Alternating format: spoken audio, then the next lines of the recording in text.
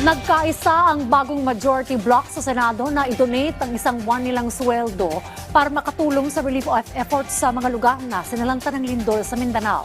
Sa kanilang joint statement, nagpahayag ng pag-asa ang bagong majority na makikisa sa kanila ang minority bloc para ipakita sa mga Pilipino na kaya nilang magkaisa para sa isang magandang layunin.